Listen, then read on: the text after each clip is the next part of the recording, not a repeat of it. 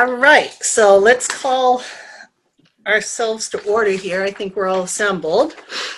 So 5:30 p.m., I'm calling the meeting, the September 14th, 2020 Board of Health meeting to order. We are now in session. And we have, Mary could not attend tonight, but we do have some guests for public input. And that is Lori Nearing from PACE. And is Laurel also with us? I don't see her trying to sign in. I might send her a little text message. Okay. Maybe struggling to get in. So let's. Okay. Okay, I'll just send her a quick message. She's trying to get on.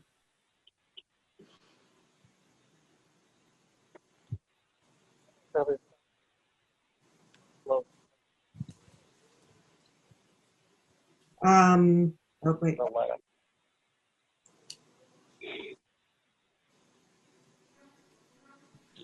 She's joining, Lori. There she is. Yes. She's coming.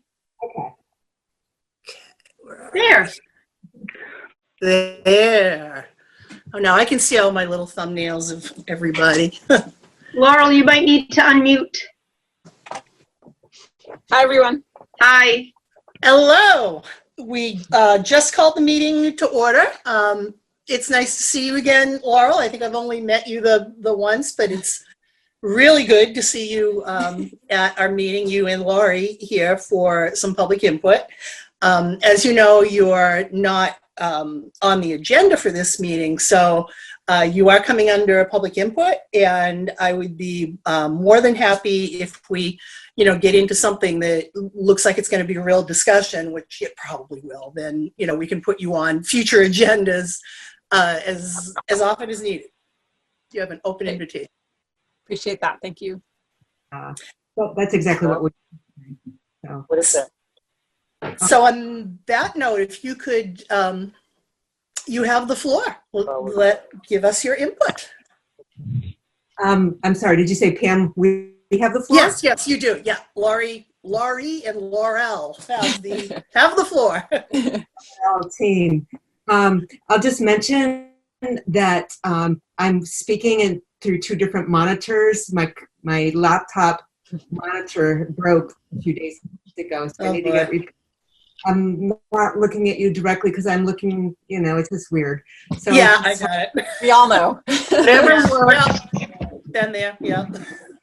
I'd love to introduce you to Laurel Shader, who has been working really hard since you last saw her, maybe, a year and a half ago now. Yeah. Our grant, we have been working very closely and very hard to get the grant from the Agency of Toxic Substance and Disease moving forward. Laurel's involved in the and she's also doing this study in Hyannis. We wanted to catch you up with where we are right now and touch base, because we definitely are going to want to involve and work closely with the Board of Health. Yes. But at this point, we would just take a few minutes for Laurel to summarize where the study is right now and on your behalf. And we have not prepared a formal presentation, but we would like to do minutes to catch you guys up to speed and to kind of highlight a couple of things that we're focusing on, and then maybe next meeting, sometime in the near future, schedule something that's a little more official. Perfect. Good. So, Laurel, can I turn the floor over to you and summarize? Sure. Yeah. And Lori, feel free to jump in if I'm forgetting something important, and the rest of you feel free to ask a question. I didn't prepare anything formal, but happy to kind of share an overview and I guess update you since I was last in Ayer. So the ATSDR, which is the Agency for Toxic Substance and Disease Registry, as Lori mentioned, which is part of the CDC, is funding and coordinating a multi-site health study of PFAS. So their goal is to evaluate potential links between PFAS exposures and health effects. And their approach is to recruit communities in 7 states across the country with the idea being that you need to have a kind of a large study population in order to make the statistical calculations to see if people with Right. higher exposures are more likely to have certain health outcomes. And so our project got selected as one of the 7. It was kind of this crazy time. I think after I was last out there, we had about a month to write this immense proposal, which I was sure would not get funded. Apparently you did a nice job with it, though. I guess so. And I've never been part of a study like this before. Typically, when we get grants from like the NIH, we come up with an idea, we write a grant. If they like it, they say, we like it. Here's the money. You can go do it. And you have to obviously report back and all that, but you're kind of, steering your own ship in terms of the progress of the study. So this is a bit of an unusual approach, and certainly not one I've been part of before.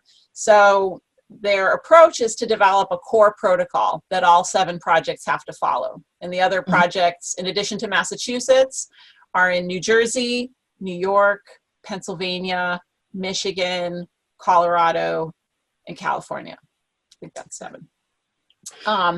Many of the sites are sites that have had the AFFF firefighting foam contamination. There are some sites that are more of an industrial source. And then the California site, I believe, is more of a kind of broader wastewater impact, so not one specific source. So, there will be different mixtures of PFAS chemicals. PFAS are this broad class of chemicals. So in some communities, there might be some that are high and some that are low, and a different community might have a different mix. So it provides some more information by combining communities that have faced different types of mixtures of exposures.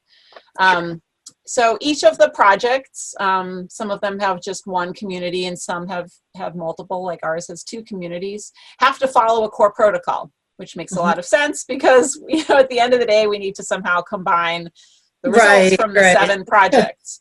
And so each of the 7 projects is required to recruit 1,000 adults and 300 children to take part in the study. And each participant has a few things they're going to need to do. One is to provide a blood and urine sample. So that provides a direct measure of PFAS exposure, at least in recent years. And it tells you about, levels of cholesterol and thyroid hormones and antibody levels. So it's one way to look for those associations. People have to fill out a questionnaire. So they have to talk about any health conditions that they've had. And they have to answer questions about where they've lived and how much water they've consumed. Children have to complete a set of neurobehavioral tests, so kind of like memory games, trying to get at potential effects on brain development from PFAS exposures. So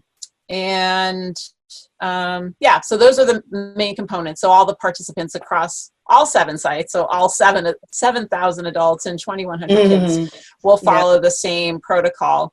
And in terms of looking at that link between the PFAS exposure and the health outcomes, one measure of PFAS exposure is just to look at what's in your blood right now. But another is to think about, well, if someone lived in Ayer, for 5 years, and someone else lived in Ayer for 20 years, and we think that PFAS might have been in the water for 20 years, then the person who lived there longer, may have had more of a long-term health effect. But if you look at their blood, maybe their blood levels right now look kind of the same. So part of the study also requires what's called a historical reconstruction. So we have to go back in time and estimate what was in the tap water over time. And the Ayer water system is doing a great job. They're doing all the testing that they need to, but no one was really thinking about this before 5 years ago. So, but we think that these chemicals may have been in the environment for a lot longer. The military has used AFFF firefighting foam since the 1970s. So it's, it's likely these have been out there for a lot longer. So we have to guess, or what we call model, It's Yeah, necessary right. to try to go back in Right. time, because we have we in addition to knowing what's in your body now, we want to also say, well, how about that cumulative exposure? If you add up Right. how much someone was exposed to over time, or maybe for children, like how much were they exposed to in the first year of their life? Maybe for some health outcomes, it's certain times of our lives when our brains and our bodies are developing that's most important. And the other reason to have that other comparison is that for some things, we think it's a little bit of a chicken and egg problem. So for some of the kidney health outcomes, there's a question about, like, does PFAS affect your kidney function? Or do people whose kidneys aren't working right, do they hold on to PFAS longer in their bodies? So you could see a causation go either way. But if you have a separate estimate and you say, no, this person, we think they had higher exposures like their whole life, then it's another estimate. So that will require potentially, really digging into the history of the sites, understanding the movement of the groundwater to try to predict, like, when could the PFAS have reached the water wells, and at what level. So that's the core part. And then we have the opportunity to add some of our own pieces as well. So we're partnering. So Silent Spring Institute is the lead organization. We're a scientific research organization, and we've focused on women's health and the environment for over 25 years now, and got our roots on Cape Cod and looking at why there might be higher breast cancer rates on Cape Cod. We're partnering with Harvard School of Public Health, and one of the world's experts on PFAS and immune system effects in kids, Philippe Grandjean, and with the Eastern Research Group. They've done a lot. They do work a lot with government agencies on doing kind of studies like this. So to me, the idea of having 1,000 people walk in the door to do a study is like nothing I've ever done. But for them, that's something they've done. So, Yeah. So, and then we're partnering with PACE and with the Mass Breast Cancer Coalition. The executive director lives in Barnstable and is our key partner on Cape Cod. And so our study will also include some additional assessments of effects on the immune system, new ways to measure PFAS in your blood to learn about the full suite of PFAS exposures. So kind of extending that core protocol. So that's kind of the framework for the study. In terms of the timeline, I'm learning how slow federal agencies move. And especially today, I'm sure. Yeah. Especially today, but I think some of this is just typical for how the CDC, the rules that CDC has to operate under for their studies. Right. So we don't yet. So we're finishing up year one of the study. We have a lot of meetings with ATSDR. We've started learning about the sites. We had an intern over the summer from Harvard University doing some water quality modeling for us. But the study hasn't really started yet. The ATSDR is still getting approvals for all the protocols. Anytime they change anything, there's just a lot of bureaucracy. And there's the Office of Management and Budget, which kind of oversees, it's part of the White House, it oversees how federal research or how federal dollars are spent, and anything that involves collecting information from people, they get to review. And they really extensively have reviewed this protocol. So it's been a slow start. I guess we could have predicted that, and COVID doesn't help anything. Right. And the That's right. CDC is obviously, a lot of their staff has been diverted as well. But our current updated timeline, and this may kind of move even further back. So we have our two sites, so Hyannis and Ayer. And the way that we had planned to roll this out was for phase 1 to be based in Hyannis. It's a larger community, and they also had their water mitigation put in place earlier. So we had planned to start there, and we aimed for about 2/3 of our participants to come from Hyannis. It's roughly twice the size of Ayer, so just kind of in proportion to that. And their water levels also historically were higher than what we we think were in the air water system. So our hopeful timeline is to be able to open up a field office sometime early next year, and to start recruiting people.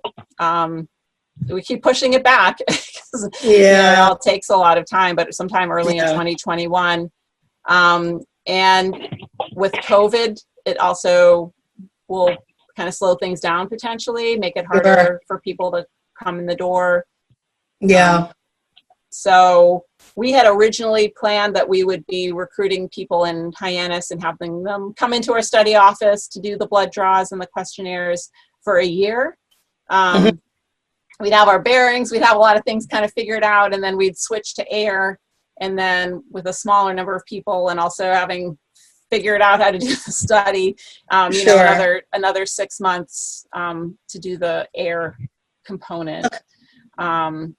So that's kind of the timeline. I anticipate that things might slide further back, but we're sort of doing as much as we can for now and learning as much as we can. And yeah, really appreciate this chance to talk with you. It will be a while before we're actively recruiting in Ayer, but I think that we have a lot to do in terms of education, to let people know this was a problem, that the DPW is doing a great job, and that the water, the filters are doing a great job, but we still have these worries about the past exposures, and we still, need to learn more to make sure that current standards are protecting everyone. And I think it's just, we can use this time to build that awareness so that when we are finally ready to recruit, that people will have heard about it and know why we're doing it, even though the water has been mitigated now for several years. So you're going to be looking for 300-ish volunteers from Ayer then to round out the cohort for Mass? I mean, we'll see. Well, we'll see how things go in Hyannis, but roughly, 300 adults and around 100 children from Ayer. Gotcha. Yeah. And I'll just thank you, Laura. That was a great summary. We're probably tight on your time now. I see where the minutes are ticking by. So we're going to be putting together an advisory board, and also the grant is allowing me to hire somebody to help do outreach and to be on social media. So that's where we could use your guidance and your help. The community advisory board, we would love to have somebody else participate in that, and I'll talk next time about what we envision that will entail. It's not a big, it's more support group, and we want to recruit other people from the community, and I'm in charge of setting up that particular group, and all of that, but a lot of outreach. Mark Wetzel and DPW have been amazing at what we need to be doing, more so than I could possibly envision. So we're delighted to have him. We've had several online meetings with him, and anything we've asked, information he's made available to us. And I'm sure you're of the hard work that he's doing. He thinks that Town of Ayer is probably far ahead of communities that have a similar issue with drinking water. That's because Mark has been so proactive about addressing this. So I'm delighted, that he's been so on top of this. So we're following the legislative changes, the research, lots of evolving beginnings of how are affecting us, and changes in the country and state legislation as well as federal legislation. Isn't going anywhere right now, but we'd love to have a little more time to catch you up. And also, I think we need to know, what is it that would be helpful to your board to present? You need more background on the PFAS issues, better understanding in more depth, perhaps, of what's going on with them, or do you feel like you already have exposures from and all of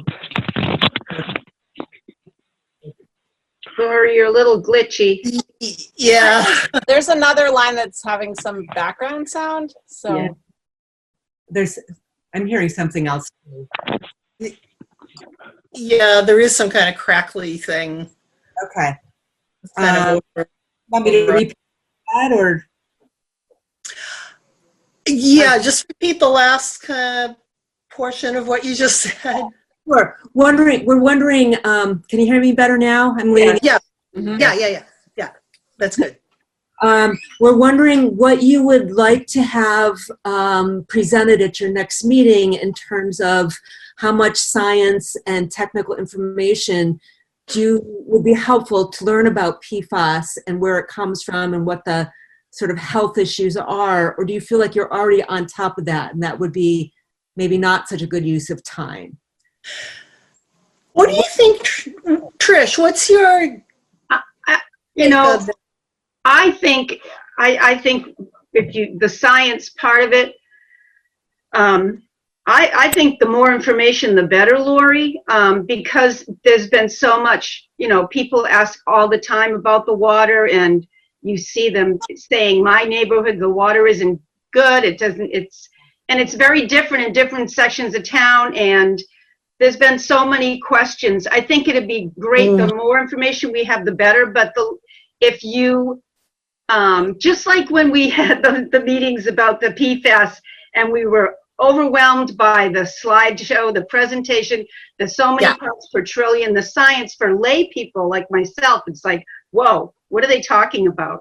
So any kind of information that you could give to us at the meeting or the public, but in terms where people really can grasp it and understand it. I mean, the stuff that we're talking about right now that Laurel's given us, it's very, presenting it and you can understand it. But I mean, if it gets clinical and scientific, it might lose people. right? But Right. I encourage any time for a meeting and any information that you have going forward. Yeah, I think we need it.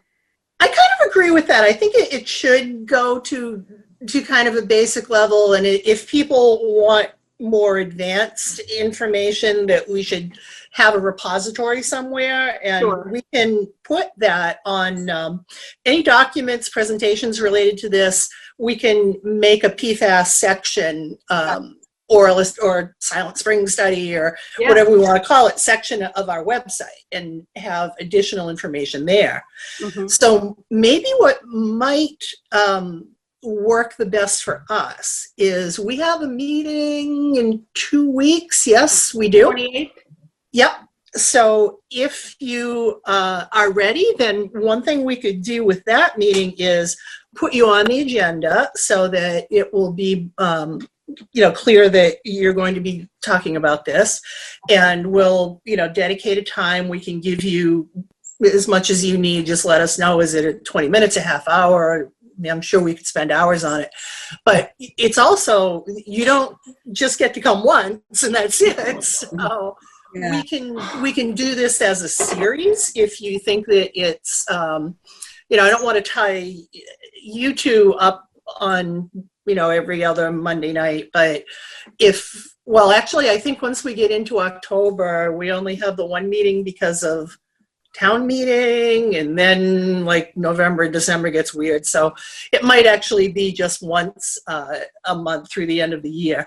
But if it's not too burdensome for you, I'd like to think about it that way. Is could we break it into a series so that we're giving people chunks and it's kind of a progressive learning experience? And let you steer it too, because if you don't have any updates or anything, and it gets repetitive, then when you think it's appropriate and you have something new or a different sort of subject to talk about, by all means, Yeah.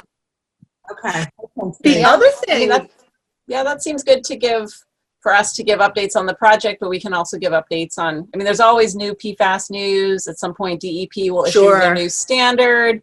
There's sort of a lot evolving. And I guess I would also offer that if there's I think the first one or couple of these, if we're going to think about maybe once per month might just be like one could be an overview of PFAS and what do we know, and then another could be more specifically about the study.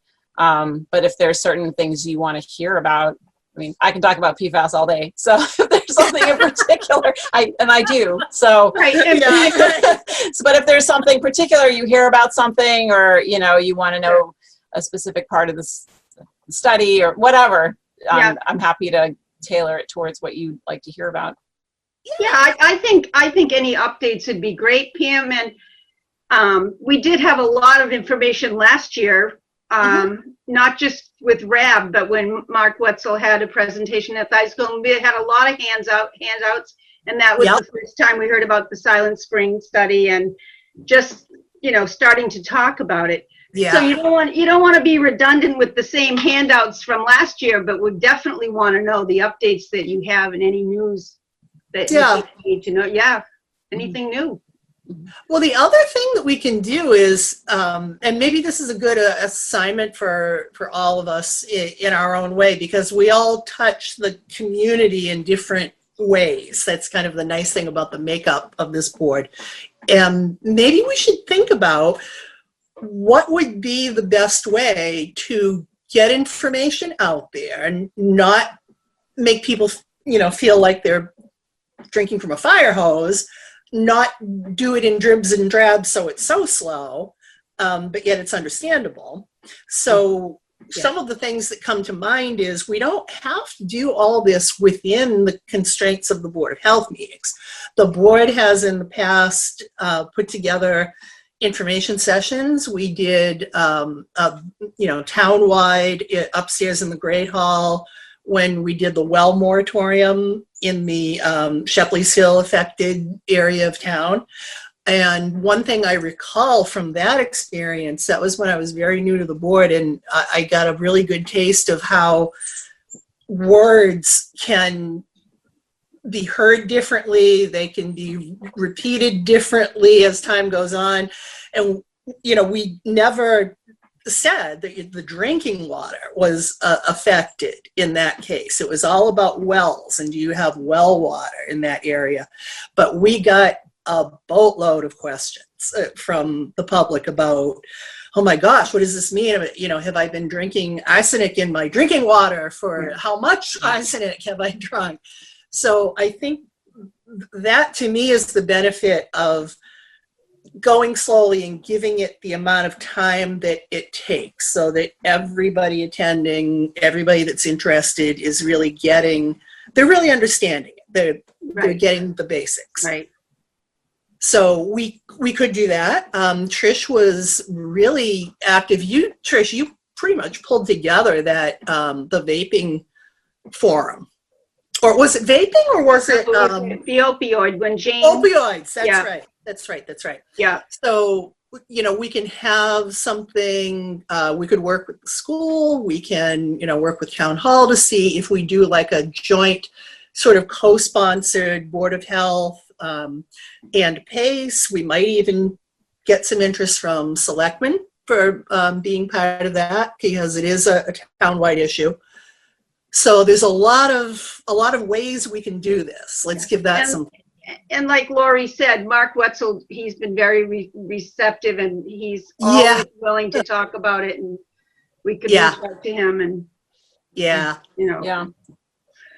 I know in Hyannis, there's kind of this, and it's kind of the same here, but I sometimes feel it a little more in Hyannis, this like tension between like it being important to point out that this is an issue, that there's good reason to spend millions of dollars on treating the water, but not, if people get a 2-second soundbite, like chemicals, water, they think the water's bad, you need like a minute to explain it. And so, at a minimum, and it's just hard to, the more opportunities there are to, explain this, and, having Mark there to say like, this is important. I mean, it's expensive, and I bet there are people who are questioning whether so much money needs to be spent, and there's good reason for it. And so I think to have that there, like, here's why we're doing the study in Ayer, but you also need to know all that's being done to treat the water.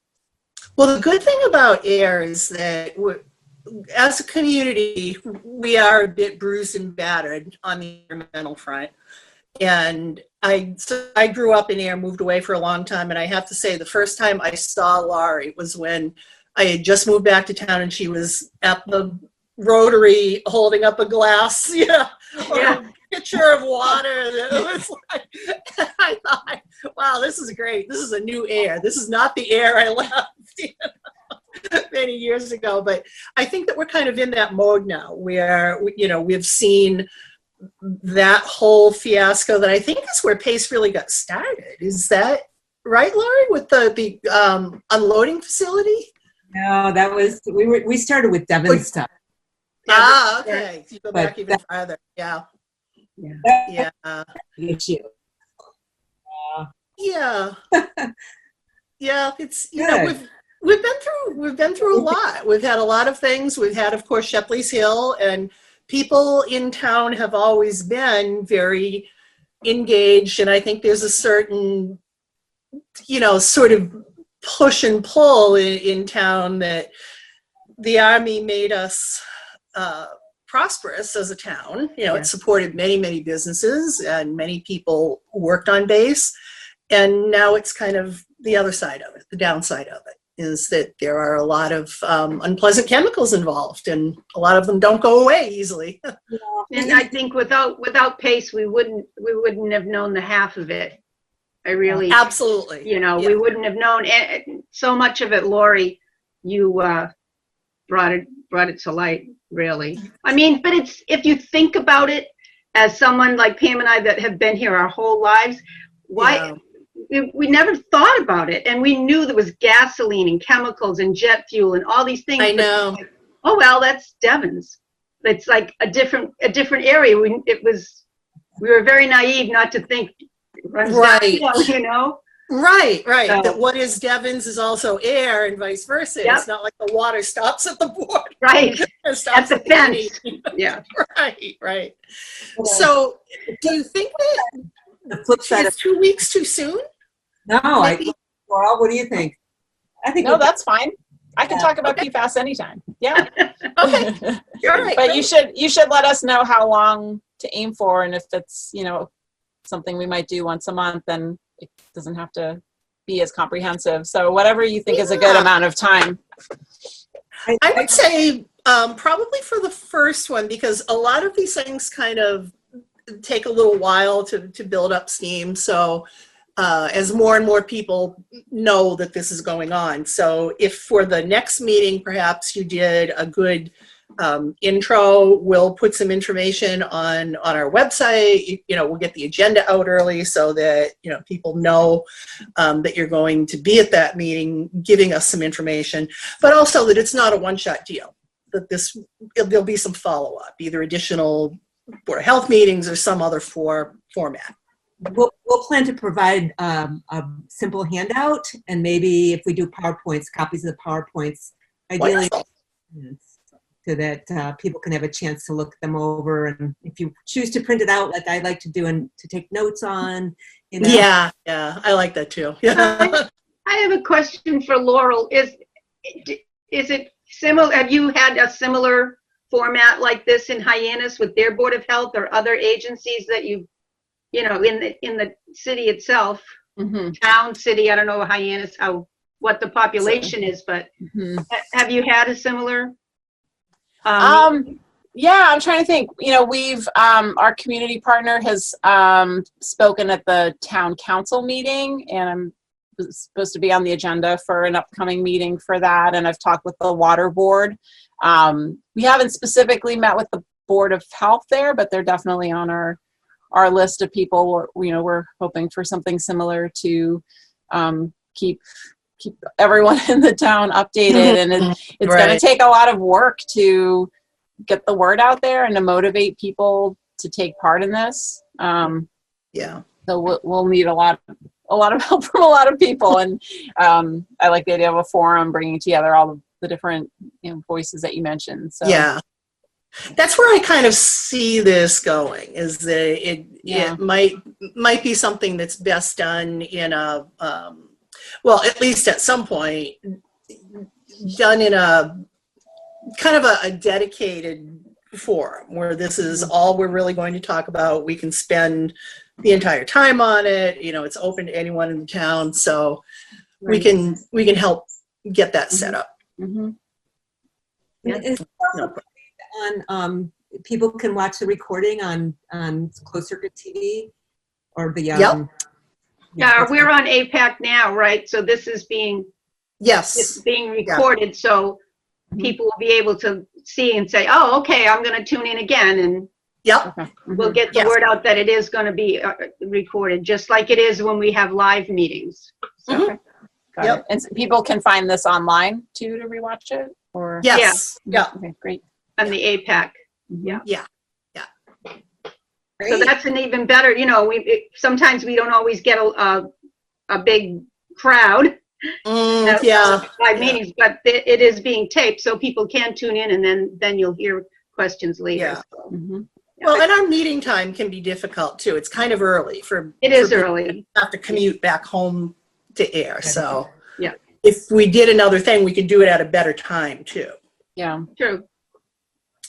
True. Yeah, we can try to record something and tape it in advance and then make it available to play back in other formats. So I wanted to ask, is it okay with you if we are scheduled to be on the Board of Health meeting next time, if we kind of post it around social media and Absolutely, encourage that's people? Oh, yeah.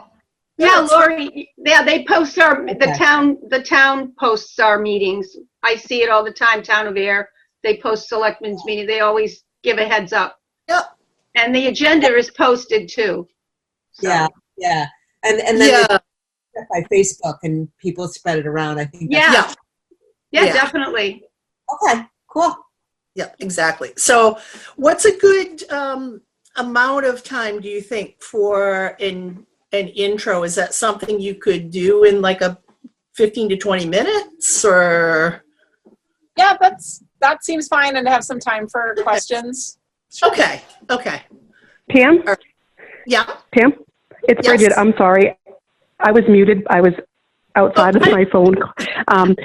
So for the next meeting, I'm not sure if this is going to work. I was trying to let you know we might have a public hearing that's required. Oh, So Oh, okay. so I was trying to, we have a, when you're ready for me to speak, we have some Okay. items that, so I just Might wanted to let you know work. that. Okay. Then in that case, I guess who should be my point of contact? Laurel? Lori? Lori. Should I just go Lori. through Lori? Okay. All right. I mean, you can CC me, but yeah. I would Yeah. say Oh. Lori can be your key point of contact. Okay. All right. So I'll let you know if there's anything, next week that could throw off the timing for this, but it's not a problem having a second meeting if we need to, and there's important info we have to get out there. Mm-hmm. Okay. So we'll work through that part of it. Okay. So we'll tentatively plan on 2 weeks, but maybe it would be at the next one. Yeah. Okay. Yeah. That's what I'm thinking is plan on 2 weeks, and I'll let you know as soon as possible so that you can plan. Okay. Is it the second and fourth Monday? Mm. It is, but then in October, Mhm. we're working around town meeting. And So- Columbus Oh. Day. Oh, yeah. Yeah. Oh, that's right. Because, so October, it's the 5th and the 19th Okay. are the meetings that we have set. So if you don't make it onto the 28th, then it will only be a week later. Okay. It's not 2 weeks. Okay. Okay. Yeah, and then you'd have more time, I would think, Pam, because we never know which way a public hearing is going to go. It could be 5 minutes, Yeah. 55 minutes, and then your time would be limited. I'd like to have a whole Yeah. meeting dedicated to that. Yeah. I would too. Okay, we'll stay in touch with Bridget then and see what's going on and, in terms of other stuff that we have to do. But plan on the 28th. Backup date is 1 week later, and I'll keep you both posted. That's perfect. Perfect. Great. Thank you so much for joining Thank you for us. coming on. Thank you. This is Can't Nice wait to to see see you. the rest of it. Yeah, I know. I'm looking forward to working together Yeah. because I think we need to work closely on this. It is a public health issue Yeah. Mhm. for I our town. agree. Really appreciate your support. Thank you. Absolutely. Definitely have it. Thank you. Indeed, you have it. Thank you. All right, thank you both. Okay, so that was our public input for the evening. Fortunately, the remainder of things that we have for this evening are not too complex. Minutes, review and approve minutes from the June 8th. I thought they looked okay. I did too. You okay with them? Yeah, Okay. yeah. All right, great. Then how do you want to do this, Heather? Should I sign You then can my send the copy? Yeah, you can send the copy that you have, and then there's the Dropbox outside Town Hall. You can Okay. mail them, whichever's easiest for you. Actually, yeah, why don't I just drop it off? Yeah, there's a big white Dropbox on the left side of the side entrance. You can put them in there. That's where all the building permits and stuff go, and I'll get them from there. Well, I'm thinking what we could do if we wanted to get both signatures is I could just like leave it on your doorstep or something, Trish. I'll sign it. I'll leave it in an envelope for you. Whatever works. And Yeah, whoever comes okay. up with it, yeah, We'll get it back to you. yes. I mean, it's June, right? It's from June. Yeah, exactly. So, Exactly. okay. And thank you, Heather. That was kind of a long, involved meeting. So nice job following everything. Oh, thank you. that we I said, tried to yeah. take notes too, Heather. I don't know if mine probably aren't as accurate as yours, though. That's what I'm thinking. Yeah, I'm going with Heather. She was taking notes the whole Well, time. that's why I was pushing what they call the lay person, listening to the professional speakers and shooting out all these numbers and Yeah. Yeah. Yeah, exactly. Okay, so we'll somehow get those signed and back to you before next June. I'm hoping. And that brings us to... You need a motion to take the minutes, though, accept the minutes. Oh, geez, what am I thinking? Yes, I move that we accept the meetings of the June 8th. Minutes of the June 8th meeting. I second it. All right, all in favor? Aye. Aye. Thank you. There we go. Thank you. Thank you for reminding us. So the next two items on the agenda, they're really kind of, they can be kind of blurred together. Just COVID-19, geez, we all, kind of know where we are on that one. Bridget, as always, is just doing a knockout job staying on top of this. I don't know where we would be without Nishoba. You guys are unbelievable. Is there anything new? With that said, so yeah, I was hoping to catch you earlier today just to let you know that. So for the next meeting, we've had I think it's the Casa Manor Hotel has been sold, and there's a new owner. And according to the Mass General Law, it looks like we're going to have a public hearing, so that could take up the whole next meeting. But I also wanted to let you know, October 19th, I think, was the next meeting after that you were talking about having, Monday. Yeah. If you could cancel that meeting, if you don't mind, we're running our Nishoba flu clinic. So it's going to be that 2 to 4, then 4 to 6, and we might need some volunteers from the Board of Health. Oh, okay. Just All right. we're anticipating that it's going to be a large crowd, and it's going to be at the school. I got So what you. we're trying to do is we're trying to see if, I know I'm going to be there helping out, but we might just need a few other bodies if possible that are in the public health field to sort of, keep things moving smoothly, keep people Yeah. socially distant, make sure people have masks, cleaning. Like I gotcha. said, we do anticipate that it's going to be a heavily attended flu clinic. Good. I hope so. What are the hours Yeah, on so- that, Bridget? So it's Monday, October 19th at the Ayer High School from 2 to 4 for ages 60 plus. And then from 4 to 6, it's going to be all ages. Okay. Okay. And I'm sorry, the second batch was 4 to 6? Yep, that would be all ages. Okay. Yeah, we can definitely either cancel or move that meeting. Okay. When is town meeting? Is it the 26th? Is there a town meeting on the 26th? Am I hallucinating? Of October? I honestly don't know. Okay. Because Pretty sure it's the 26th, Pam. I'm checking now. I think so too. Yeah. So we might not be able to push that one off until the next one, but we'll see what we need to do as the time approaches. It's the 26th. Yeah. It is okay. Okay. Okay. Well, we've got until the next meeting to figure that one, Yeah. one out. So I'm gonna so Ira Grossman from my office, he actually does the permitting of the hotels and motels. So I just have to coordinate with him what exactly needs to be done. But it looks like they're going to need to go through the public hearing process. So that's why I just wanted to reserve the next meeting for that, so that I got you. if there's anybody has any questions, abutters, I don't. Yeah. So This how is does actually that? the first. Yeah, this is the first hotel thing I've done. Yeah, so it's because it was a sale that triggers the public hearing, but I just need to confirm that. I reviewed the application on Friday, and I just didn't have a chance to connect with Ira today. So, but it does look like they're going to need to have a public hearing process as part of a technicality. It's I believe it's a Mass General Law.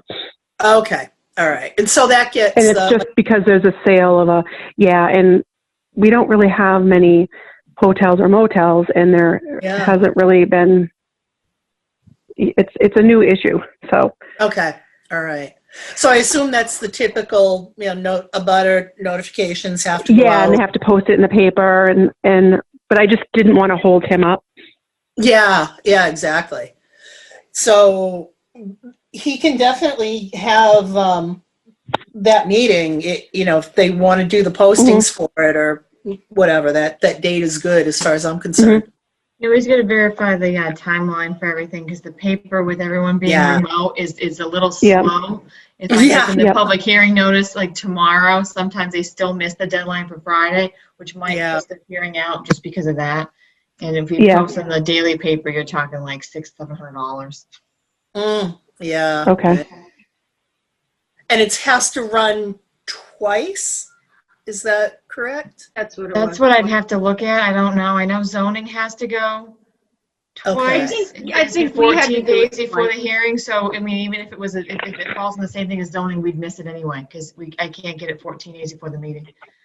The next one. So I have to look that up. I don't know 100% how all of the ones go. I only know how septics go, and those weren't as bad. Okay. Yeah. I printed out the Mass General Law. Of course, it's I think in my car, so I can look at it too and find out if it's stuff. Yeah. Yeah. Okay, so if Heather and Bridget, you guys just work together on the date and the postings and the details, whatever has to happen. Yeah. Okay. Perfect. So, what else is going on, Bridget? What's going on in the hairy world of public health right now in here? So, I mean, obviously, a majority of our time is just COVID and responding, just complaints, day in and day out about everything. So, we're just, keeping our heads above the water and dealing with that. And we're starting, like I think I said before, we're trying to get back to some level of normalcy as far as inspections, and we anticipate starting the school inspections up again for the kitchens anyway. But Right. we did, Jim from my office actually was kind enough to go through the school in Ayer and Shirley. For me, I was out a few days last week, so he did that, and all is good on that front. So I think the school's in a good position, moving into starting the hybrid model. So Okay. we'll see, what happens. But the numbers wise, we're in a really good place again, which is good. So at least I should say our towns are in a good place, specifically Ayer. Yeah, for now. I mean, it's going to be interesting with everybody going back to schools and what happens. But I saw that, so we do have information posted on the flu clinic, because one thing that's concerning me, and I'm sure you and everybody else, is that we could really get a double hit this fall if people are getting flu and COVID, which is entirely possible that you can have both at once. So I feel like this year more than ever, it's so important to get that flu vaccine. Right. And I think, the thing that we're really trying to stress to people too is that local pharmacies, your primary care physicians, pediatricians can also give you the flu shot if you make appointments with them. So what we're trying to do is just really let people know that too, that there are other options. Some of the big box stores are also offering them as well. And we're hoping, well, it seems like some of the doctors, I mean, I always get my flu shot, and 95% of the time I manage to corral Don into doing it as well. He just doesn't like needles, which is ridiculous.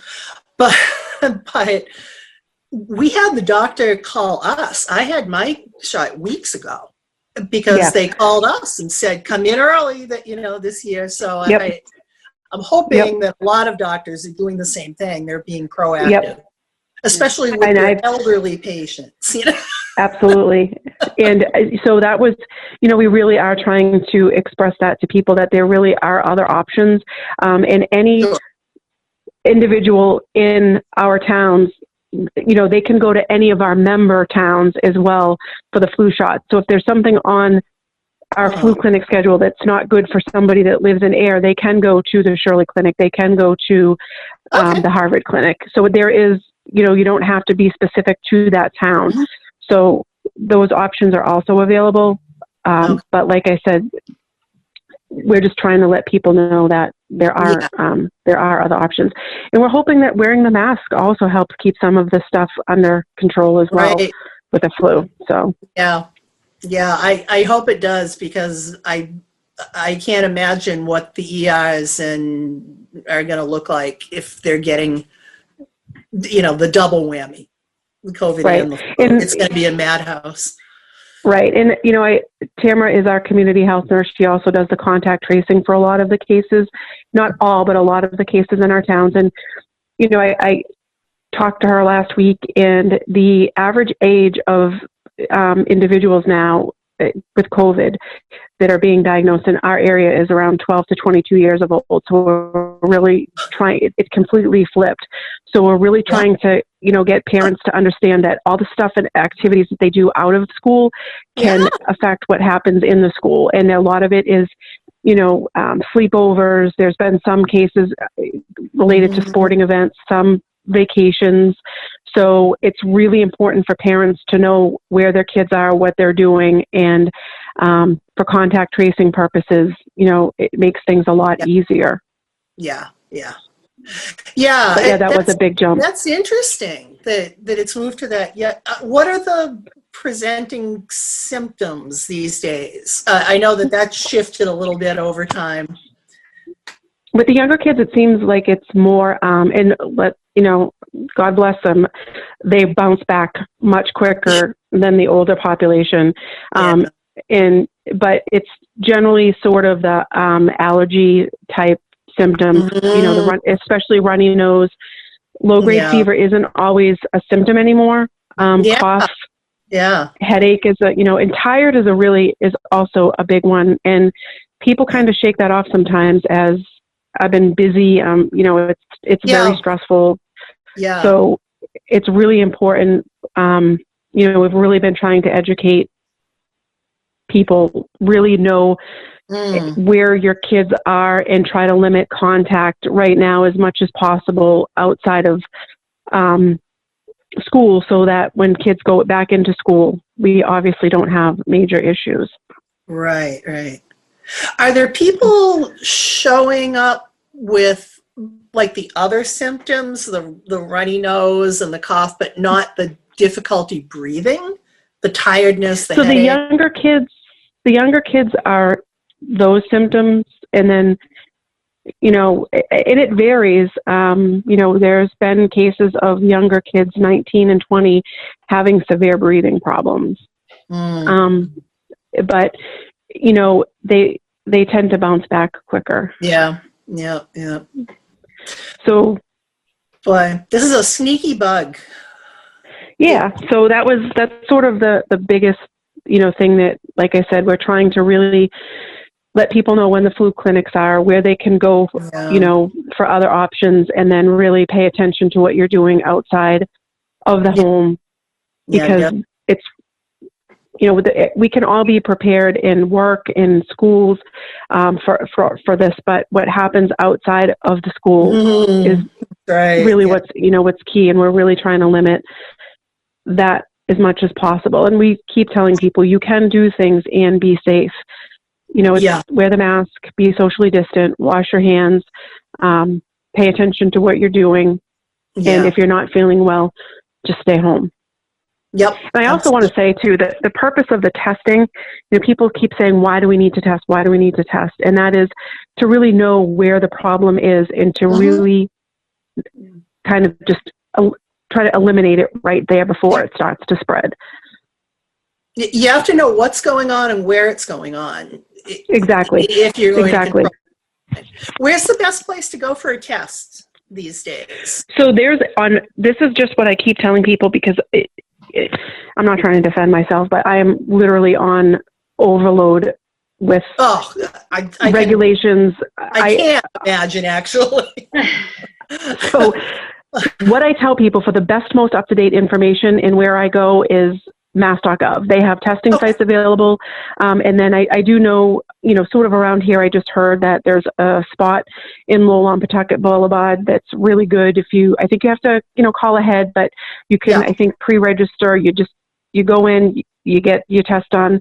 But I also want to say, in talking to Tamara, who is, our community health nurse and the town nurse for Ayer, who is phenomenal. There's so many different tests out there. The PCR test is the most critical. If you have a blood test and it comes back showing that you had antibodies, that basically is saying that you're positive again. It's very important to have a PCR test done with that to show that you're not positive right now. And that's for people that might be asymptomatic or have just very mild symptoms. That PCR test can tell us that, okay, you had the antigen and you were positive, or the antibody, and you were positive, but now you're negative. And so that's how we know that they're not an active case. They at some point probably had it, but right now they're not active and they're okay. So they basically, if that's determined, they don't have to quarantine. Okay. All right. Gotcha. So I hope that explains some of the stuff that we're sort of dealing with and how things work. And I always tell people, if they have any questions, to feel free to call or email us, and we can kind of walk you through it. But I think it's really important for people to understand that through contact tracing, it is out there. It can spread very quickly. That's the problem. And that by wearing the mask, by washing your hands, you're eliminating that to some level. Yeah. So. Yeah. And I keep telling people that's the viral load is when you're not wearing your mask and you're coughing, the viral load is what is put into the air. So the mask is a level of protection. Might not be perfect, but it's a level of protection. And if everybody's wearing them, then it offers that additional level of protection and keeps the viral load down, especially in indoor places where they don't have good, air circulation or ventilation. Yeah, and we're coming into that season too, where we're all going to be headed back indoors again. Mm-hmm. I mean, it's beautiful right now. I wish it was like summer. But... So I didn't mean to take up too much time, but I just wanted to kind of give you that quick update, what we're dealing with, what we're seeing. Things are looking good. There's rays of hope. If everybody just works together, we can get through it. We just need to be diligent and focus on, getting through this. And I know, Bridget, I have a quick question, not related to, well, kind of related to COVID, but not. Pam and I have a running joke, the pajama hygiene, the social media people that just are looking for things. So the Board of Health was accused of shutting down the clothing bin and the, what I call the take and put at the dump. I actually have no idea what you're talking about. So there's like 5,000 clothing bins, and this is these are the ones just up at the town dump. People were upset about it, and they, so we were accused. It's the Board of Health shutting it down, and then they had this whole thing about how long things last on surfaces, and that's why they can't. So and the dump is a DPW. Right. Yeah. Well, I do know, sort of as a side note, just the local place that I go to bring my clothes sealed off that bin. I had nothing to do with it, but a lot of places are choosing this route because of the contact of the things. I think also the sheer amount of things that are going into these clothing bins is so overwhelming. The people picking them up can't keep up with it, and things are getting destroyed. People are complaining. So I'm finding that a lot of places are just voluntarily closing them. And as far as the surface thing, I have 72 hours or something, depending on if it's a plastic or. So this is what I tell people, and I'm not a virologist. I'm just Bridget from the health department who does a lot of reading and checks in through the CDC, DPH, mass.gov. So things survive on surfaces, but like if it's on a table is not a viable surface, so it doesn't have the pH, the moisture, temperature to grow bacteria. So stuff will land on it, but I think it was the CDC, but I can't say for sure. Essentially, what they're saying is some of the stuff you would physically have to, for example, eat a box of cereal in order to get what's on it.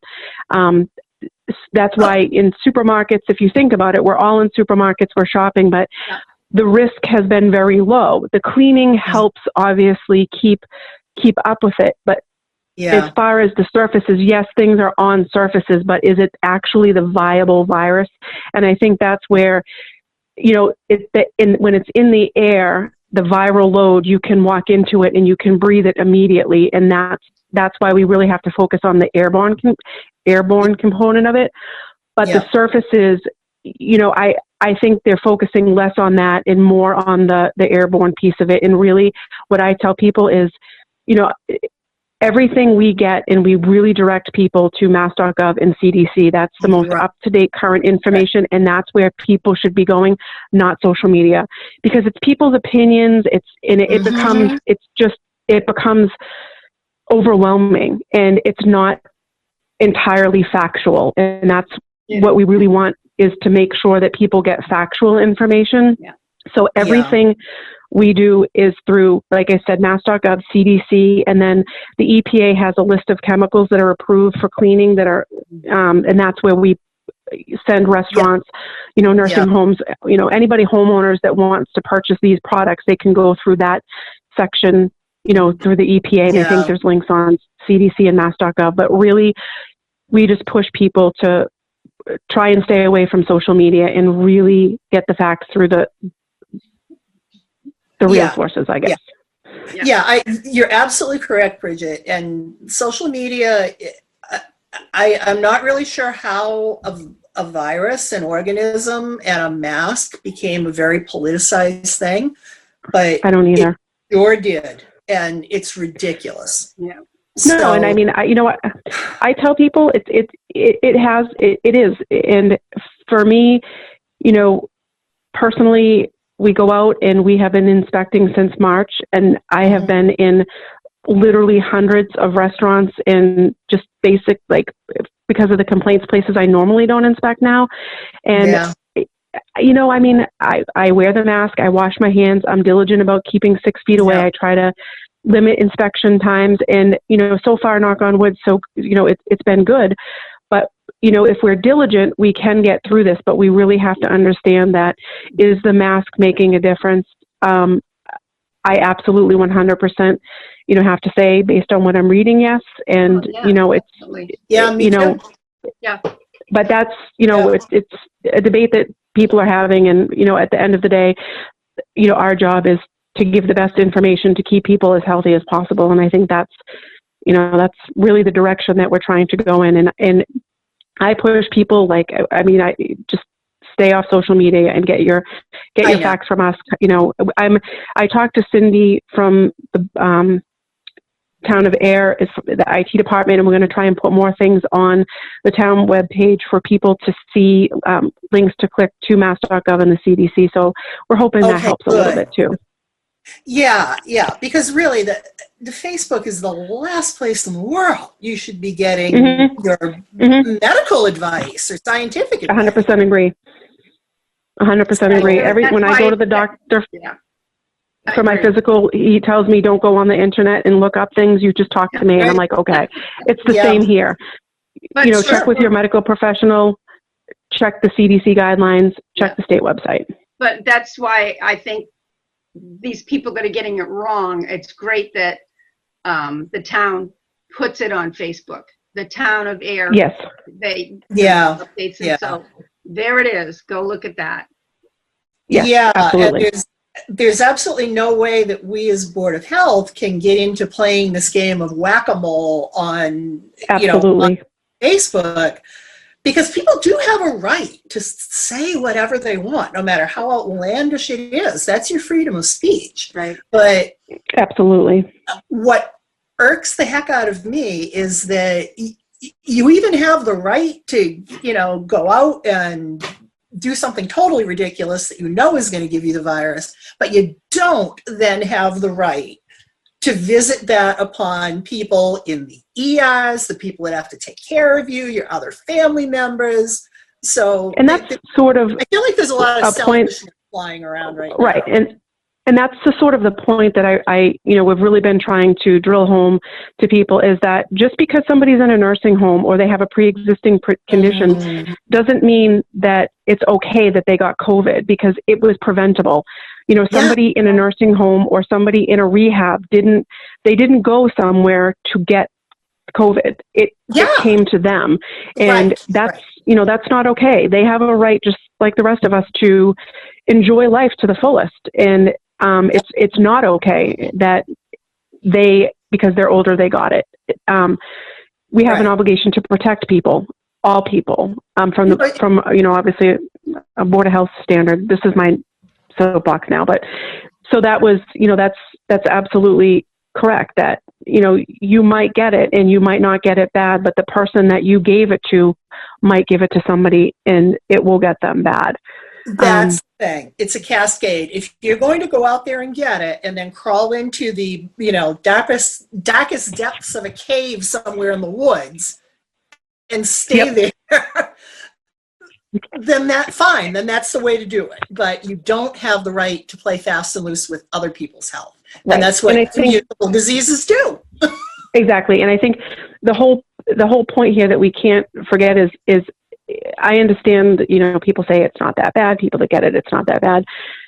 The problem is it spreads so quickly that you can literally we see people that have, you know, one child will pick it up at daycare and then all of a sudden, you know, a family will get it, or a kid will come back from college because he got it and he or she will be home and then the entire family gets it. Or, you know, people commute to work together and entire carloads of friends that commute to work together have gotten it. Yeah. I mean, and it's because of the small can find space at summertime. The air conditioner's on, so the people aren't opening their windows. Mhm. And all of a sudden you have, a car of 4 or 5 people going to work together that they all Yeah. have it. Yeah. I think that's really the important thing is that it's like, come on, people. You can believe whatever you believe, but you have to take responsibility for how your actions impact other people. And that goes right down to the people that are stocking grocery stores and still working checkouts and Right. you're putting everybody you come in contact with at risk just because you had to make some crazy, political statement by not wearing a mask. Don't get me started. I know. So, but we're in good shape, and like I said, the numbers are really good. I do want to point out that there was a point in time where we cover 17 towns, and there were only, I think, 4 active cases within all of our 17 towns, and in a matter of 5 days, that jumped up to 35. That's how fast it can take off, and those are what we know of. Those are the people that got tested. Never mind the people that didn't get tested that are just assumed to be positive. So with that said, that's how fast it can go. And that's what we don't want, because once it takes off, there's so many things that we hear. And I was just on a call with public health yesterday, and I think they said, so in a school, what shuts down a school is 2 kids in one class or 3 kids in the school.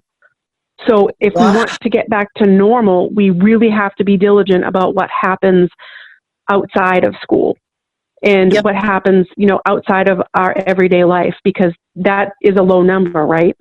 Yeah. Like, think about it. That's very small 2 kids in one class or 3 kids in a school altogether. So, that's what we're really looking at. But the schools, they're taking necessary precautions. They're doing everything that they can. They have great plans in place for cleaning, sanitizing, and keeping kids safe. It's just a matter of now, what are we going to do outside of school to make sure that we keep it, safe. Yeah. I know. It's like it's not only in certain environments. It's not only when it's in school. It's everywhere. It's everywhere. Right. If we just pull together on this for another, as a country, well, we're going to get through this. But this was a rough one. It still is a rough one. Yeah, and as long as we all work together, and like I said, we do our due diligence and we help each other, that's the best that we can do. So. Well, the only thing I can say for all those that say, "Oh, you get it, and it's not that bad," there are 9,000 less people in Massachusetts. 9,000 people that were here, on New Year's Day that aren't now because of this, and that's just our state. So, thank you, Bridget. Absolutely. Thank you for everything you do.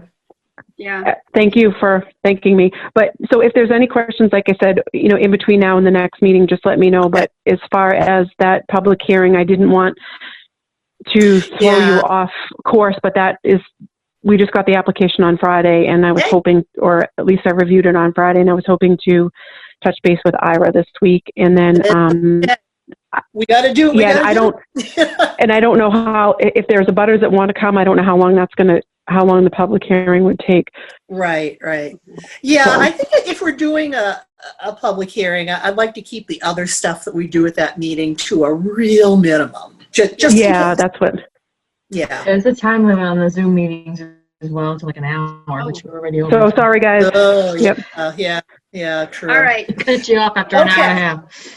Okay. So I think we're set then. Okay. So we know what we're doing for our next meeting. We know at least that we're having a presentation, and I'll stay in touch with you, Bridget, if there's anything that you need me to do on anything. The public hearing, the just Neshoba stuff, whatever. Let me know. Okay, and then like I said, if anybody, I'm not sure where we're at with volunteers, but I just wanted to sort of throw that out that October 19th is the flu clinic, and I'll be there. So, Bridget, I can come 4 to 6. I can't help you during the 2 to 4 time. Okay. So I'm going to reach out with Tamara tomorrow, and I'll let her know, and I'll find out what we need, and I'll send you an email if that's okay.